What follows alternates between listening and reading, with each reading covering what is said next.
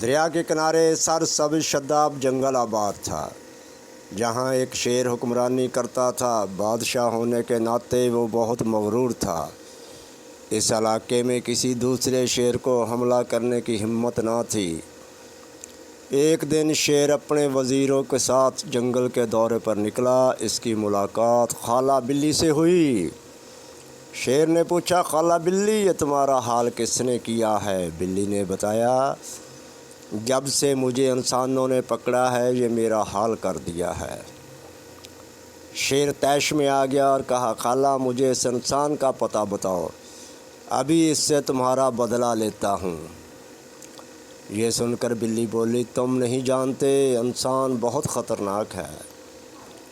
آخر خالہ شیر کو لے کر انسان کی بستی کی طرف روانہ ہو گئی۔ راستے میں اس کا ٹکراؤ ایک لکڑہارے سے ہوا، جو لکڑیاں کاٹ رہا تھا۔ لکڑہارے کو دیکھتے ہی بلی نے کہا، یہ انسان ہے۔ شیر نے کہا، میں تمہارا مقابلہ کرنے کے لیے آیا ہوں اور اپنی خالہ کا بدلہ لینا میرا حق ہے۔ کیا تمہاری خالہ نے یہ نہیں بتایا کہ انسان بہت خطرناک ہے؟ لکڑہارے نے پوچھا۔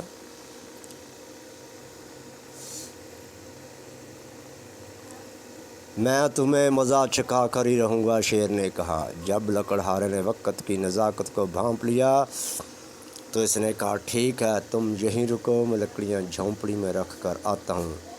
اے انسان، رک، مجھے کیا پتہ واپس آئے گا یا بھاگ جائے گا، شیر نے کہا۔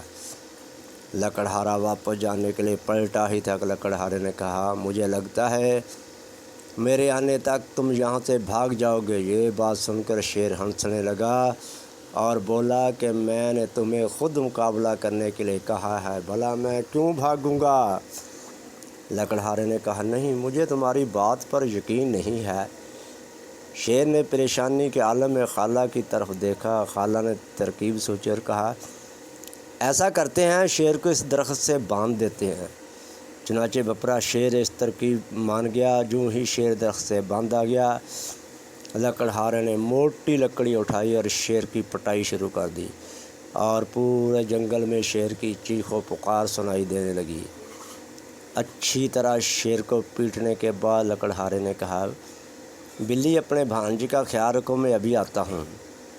یہ سننا تھا بلی شیر کے پاس اور کہا، بھانجے، میں نے تم سے کہا تھا انسان بہت خطرناک ہوتا ہے۔